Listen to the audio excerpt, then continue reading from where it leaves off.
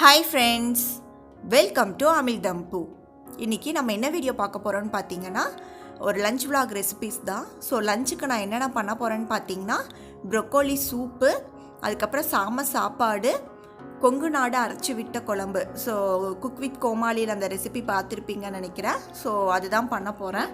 So அதுக்கு பார்த்தீங்கன்னா ஒரு அரை கப் அளவுக்கு கொள்ளு பருப்பு எடுத்திருக்கேன். ஸோ அதுக்கு தேவையான அளவு தேங்காய், புளி எல்லாமே ஊற வச்சுருக்கேன். சாப்பாடுக்கு பார்த்தீங்கன்னா சாமை அரிசி எடுத்து நல்லா தண்ணியில் ஒரு 5-6 டைம் நல்லா கழுவிக்கோங்க. ஏன்னா நிறைய அழுக்கு வரும். கழுவிட்டு ஒரு 10லேருந்து 15 நிமிஷம் ஊறிட்டு அதை தண்ணியை வடிகட்டி எடுத்து வச்சுருக்கேன். ஸோ ரொம்ப நேரம் ஊற வைக்காதீங்க, ரொம்ப குழஞ்சி போயிடும் சாப்பாடு. ஸோ அளவாக கரெக்டாக ஒரு 10லேருந்து 15 நிமிஷம் போதும். ப்ரொக்கோலி சூப்புக்கும் எல்லாம் கட் பண்ணி வச்சுருக்கேன். ஸோ வாங்க இப்போ எப்படி பண்ணுறதுன்னு பார்க்கலாம். அண்ட் என் சேனலுக்கு யாராவது சப்ஸ்கிரைப் பண்ணாமல் பார்த்துட்டு இருந்தீங்கன்னா கண்டிப்பாக சப்ஸ்கிரைப் பண்ணிவிடுங்க. ஃபஸ்ட்டு ப்ரோக்கோலி சூப்பு எப்படி பண்ணுறதுன்னு பார்க்கலாம். அதுக்கு குக்கர் வச்சு ஒரு ஸ்பூன் அளவுக்கு எண்ணெய் சேர்த்துருக்கேன். எண்ணெய் சூடானதுமே ஒரு 7-8 பல் பூண்டு சேர்த்துக்கலாம். ஒரு கையளவுக்கு சின்ன வெங்காயம் கட் பண்ணி வச்சுருக்கேன். ஸோ அதையும் சேர்த்துட்டு ஒரு தடவை நல்லா வதக்கி விடுங்க. ஒரு தடவை வதக்கிட்டு ஒரு ஸ்பூன் அளவுக்கு பார்த்தீங்கன்னா ஜீரகம் சேர்த்துக்கலாம். ஒரு அரை ஸ்பூன் அளவுக்கு மிளகு சேர்த்துக்கோங்க. ஸோ எல்லாத்தையுமே ஒரு தடவை நல்லா மிக்ஸ் பண்ணி விட்டுருங்க. இப்போ நம்ம கழுவி எடுத்து வச்சுருக்க ப்ரோக்கோலி பீசஸ் சேர்த்துக்கலாம். நான் ஒரு 7-8 பீஸ் ஒரு பெரிய பீஸாகவே நான் ப்ரோக்கோலிஸ் சேர்த்துருக்கேன். ஸோ சேர்த்துட்டு ஒரு தடவை மட்டும் மிக்ஸ் பண்ணி விடுங்க.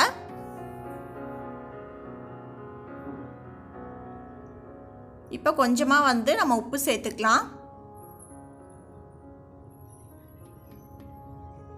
உப்பு சேர்த்துட்டு இது மூழ்கிற அளவுக்கு ஒரு 2 கப் 1.5 கப் அளவுக்கு நான் தண்ணி சேர்த்துருக்கேன். ஸோ அதை மூழ்கிற அளவுக்கு தண்ணி சேர்த்துக்கோங்க.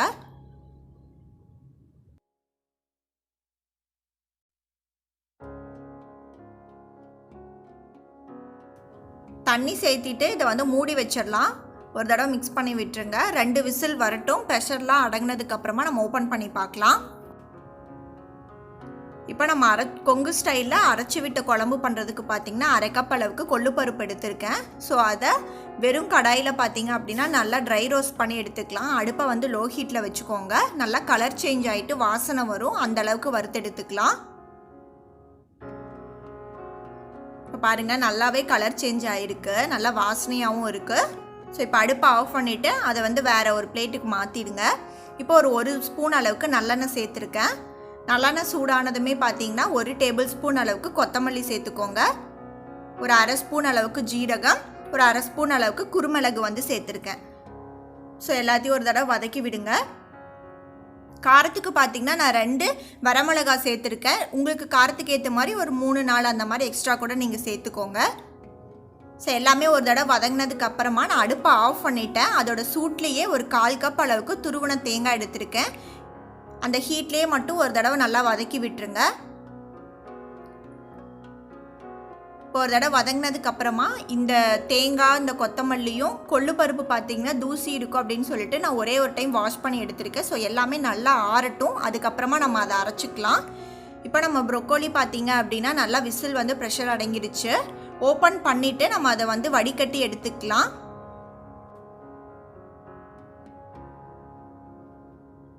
ஸோ வடிகட்டினதுக்கப்புறமா அந்த ப்ரொக்கோலி, வெங்காயம் அதெல்லாமே இருக்கு இல்லையா, ஸோ அது எல்லாத்தையும் நல்லா ஆற வச்சுட்டு நம்ம மிக்சியில் போட்டு அரைச்சிக்கலாம். நல்லா ஆறட்டும்.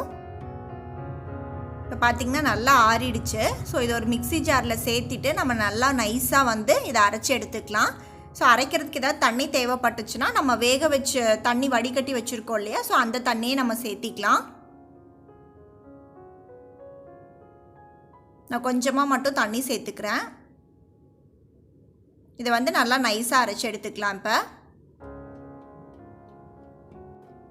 இப்போ நல்லா அரைச்சாச்சு. இப்போ நம்ம நல்லா க்ரீமியான ப்ரொக்கோலி சூப் ரெடி பண்ணிடலாம். அதுக்கு கடாய் வச்சு பார்த்திங்க அப்படின்னா நான் ஒரு டேபிள் ஸ்பூன் அளவுக்கு பட்டர் சேர்த்துருக்கேன். பட்டர் மெல்ட் ஆனதுமே 1 டேபிள் ஸ்பூன் அளவுக்கு கோதுமை மாவு சேர்த்துருக்கேன். அடுப்பை நான் லோ ஹீட்டில் தான் வச்சுருக்கேன். ஸோ கோதுமை மாவு சேர்த்துட்டு நல்லா அந்த பட்டர்லேயே நல்லா மிக்ஸ் பண்ணி விடுங்க. ஸோ கட்டி எதுவும் இருக்கக்கூடாது, கரிஞ்சும் போகக்கூடாது.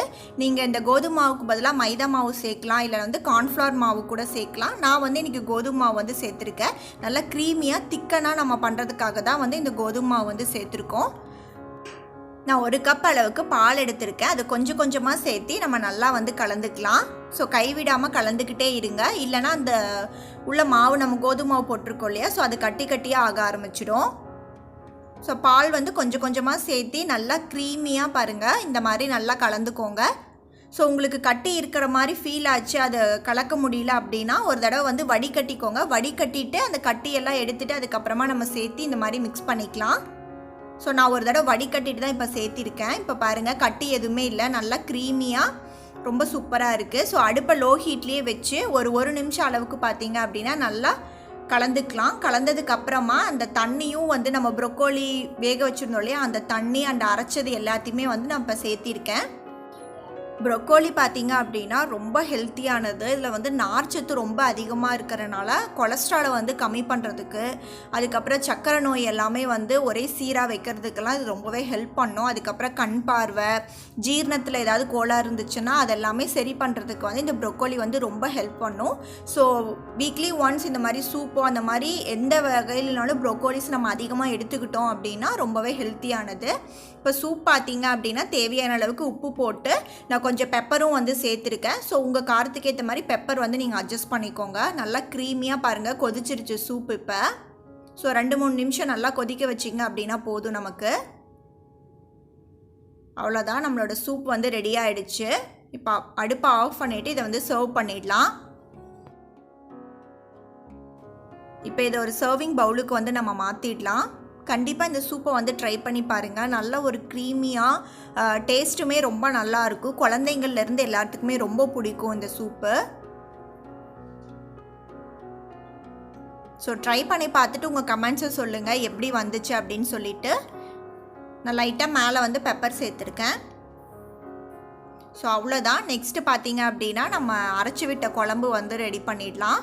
இப்போ அதுக்கு கொள்ளு, தேங்காய் அதெல்லாமே நம்ம வறுத்துருந்தோம் இல்லையா, அது எல்லாமே நல்லா ஆறிடுச்சு. கொஞ்சம் கொஞ்சமாக தண்ணி சேர்த்தி நல்லா நைஸாக அரைச்சி எடுத்துக்கோங்க. ஸோ நிறைய தண்ணி தேவைப்படும், அப்பப்போ கொஞ்சம் கொஞ்சமாக சேர்த்தி நல்லா நைஸாக அரைச்சிக்கலாம். இப்போ சாப்பாடுக்கு பார்த்தீங்க அப்படின்னா நான் தண்ணி நல்லா கொதிக்க வச்சுருக்கேன் இந்த பாத்திரத்தில். இப்போ தண்ணி நல்லா கொதிச்சதுக்கப்புறமா நம்ம அரிசி வந்து அதில் சேர்த்தி நல்லா வேக வச்சு எடுத்துக்கலாம். வேகட்டும். இப்போ இடையில பார்த்தீங்க அப்படின்னா இப்போ ஒரு 3/4 வெந்துருச்சு சாப்பாடு. தண்ணி கொஞ்சம் பத்தலை, அதனால நான் லைட்டாக வந்து கொஞ்சம் ஒரு 1/2 கப் அளவுக்கு தண்ணி சேர்த்துருக்கேன். இப்போ சாப்பாடு பார்த்தீங்கன்னா நல்லாவே வெந்துருச்சு. கையில் தொட்டு பார்த்தீங்க அப்படின்னாவே தெரியுது பாருங்கள், நல்லா நசுக்கும் போது. ஸோ இப்போ எக்ஸ்ட்ரா இருக்கிற தண்ணி எல்லாமே வந்து நம்ம வடிகட்டிடலாம். இப்போ குழம்பு பண்ணுறதுக்கு பார்த்தீங்கன்னா கடாய் வச்சு ஒரு 3-4 டேபிள் ஸ்பூன் அளவுக்கு நல்லெண்ணெய் சேர்த்துக்கோங்க.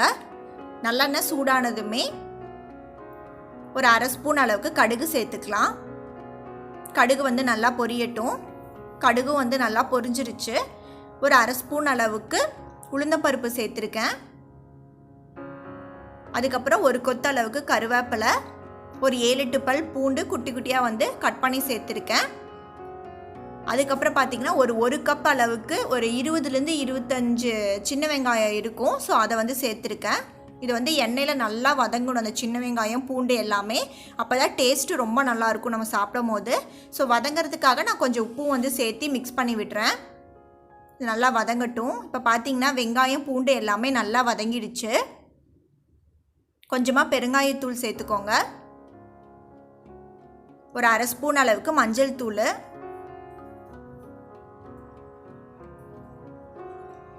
ஒரு ஸ்பூன் அளவுக்கு பார்த்தீங்கன்னா காஷ்மீரி மிளகாத்தூள் சேர்க்குறேன். நீங்கள் நார்மல் மிளகாத்தூளே பார்த்தீங்கன்னா நீங்கள் சேர்த்துக்கோங்க.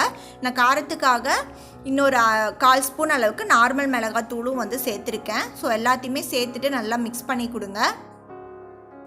ஒரு நெல்லிக்காய் சைஸ் அளவுக்கு புளி வந்து ஊற வச்சுருந்தேன் இல்லையா, ஸோ இப்போ வந்து அதை கரைச்சி நல்லா சேர்த்திக்கலாம். அதில் தண்ணி சேர்த்திக்கோங்க.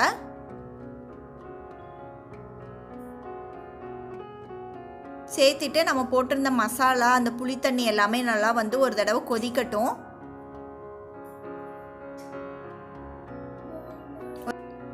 ஒரு தடவை மிக்ஸ் பண்ணி விட்டுருங்க. இது எல்லாமே நல்லா கொதிச்சிருச்சு. இப்போ நம்ம அரைச்சி வச்சுருக்க விழுது வந்து சேர்த்திக்கலாம்.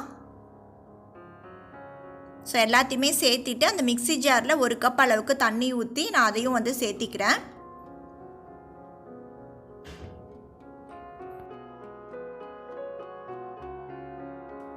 சேர்த்துட்டு நல்லா வந்து கலந்து கொடுங்க.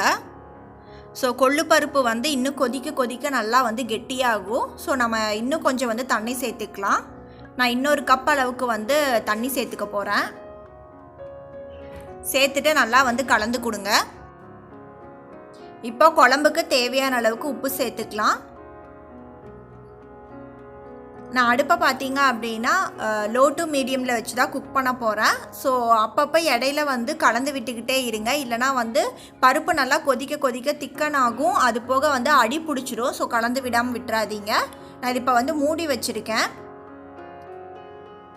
இடையில அப்பப்போ இந்த மாதிரி கலந்து கொடுத்துக்கிட்டே இருக்கணும். இப்போ பாருங்கள் ஒரு நல்லாவே கெட்டி ஆகிடுச்சு. ஸோ கன்சிஸ்டன்சி அட்ஜஸ்ட் பண்ணுறதுக்காக நான் இன்னும் கொஞ்சம் வந்து தண்ணி சேர்த்து இதை குக் பண்ண போகிறேன். இப்போ ஒரு 10லேருந்து 15 நிமிஷம் பார்த்திங்கன்னா நம்ம குழம்பு நல்லா கொதிச்சு நல்லா எண்ணெய் எல்லாம் பிரிஞ்சு ரெடி ஆகிடுச்சு. கன்சிஸ்டன்சியும் கரெக்டாக வந்திருக்கு. ஸோ இதுக்கு இடையில பார்த்தீங்க அப்படின்னா ஒரு ஸ்பூன் அளவுக்கு நான் வெல்லமும் சேர்த்துருந்தேன். ஸோ அந்த வெல்லம் கரையிற அளவுக்கு அதை வந்து கொதிக்க வச்சுக்கிட்டேன். ஸோ அதை வந்து வீடியோ எடுக்காமல் விட்டுட்டேன். ஃபைனலாக இப்போ பார்த்திங்கன்னா கொஞ்சமாக கொத்தமல்லி இலை வந்து சேர்த்துருக்கேன். சேர்த்துட்டு நல்லா வந்து கலந்து கொடுத்துருங்க ஒரு டைம். ஸோ வெல்லம் வந்து கண்டிப்பாக சேர்த்துக்கோங்க. அப்போ தான் டேஸ்ட்டு வந்து அந்த புளிக்கும் வெல்லத்துக்கும் சேர்க்கும் போது ரொம்ப நல்லாயிருக்கும். அவ்வளோதான், நம்மளோட அரைச்சி விட்ட குழம்பு வந்து ரெடி ஆகிடுச்சு. இப்போ சர்வ் பண்ணிடலாம். நம்மளோட லஞ்ச் மெனு எல்லாமே ரெடி பண்ணியாச்சு. கொங்கு ஸ்டைலில் அரைச்சி விட்ட கொள்ளு குழம்பு பார்த்திங்கன்னா சூப்பராக ரெடி பண்ணிட்டோம். அதுக்கு பார்த்திங்கன்னா நான் சாப்பாடு வந்து சேர்த்துருக்கேன். நீங்கள் நார்மல் ஒயிட் ரைஸ் கூடவும் வச்சு சாப்பிட்டிங்கன்னா ரொம்ப சூப்பராக இருக்கும். அந்த சாமை, வரகு, குதிரைவாளி அந்த ரைஸ் எல்லாமே பார்த்திங்கன்னா நீங்கள் சாப்பிட்டு பழகலை அப்படின்னா உங்களுக்கு கொஞ்சம் புதுசாக இருக்க மாதிரி இருக்கும் அந்த டேஸ்ட்டு பழகிறதுக்கு. ஸோ அதை வந்து பார்த்துக்கோங்க. இல்லைனா நீங்கள் நார்மல் ரைஸ் கூடவே வச்சு சாப்பிட்லாம். அண்ட் ப்ரொக்கோலி சூப்பு அது கடிச்சிக்க பார்த்திங்கன்னா வடகம் வந்து பண்ணியிருக்கேன். ஸோ இது வடகம் வீட்டில் எப்படி பண்ணுறதுங்கிற ரெசிபி ஆல்ரெடி நான் போட்டிருக்கேன், செக் பண்ணி பாருங்கள். அவ்வளோதான், இந்த வீடியோ உங்களுக்கு பிடிச்சிருக்குன்னு நினைக்கிறேன். பிடிச்சிருந்தா லைக் பண்ணுங்கள், ஷேர் பண்ணுங்கள். அண்ட் எப்படி இருக்குன்னு சொல்லிட்டு கீழே கமெண்ட் பண்ணுங்கள். அண்ட் என் சேனலுக்கு யாராவது சப்ஸ்கிரைப் பண்ணாமல் பார்த்துட்டு இருந்தீங்கன்னா கண்டிப்பாக சப்ஸ்கிரைப் பண்ணிவிடுங்க. தேங்க்ஸ் ஃபார் வாட்சிங்.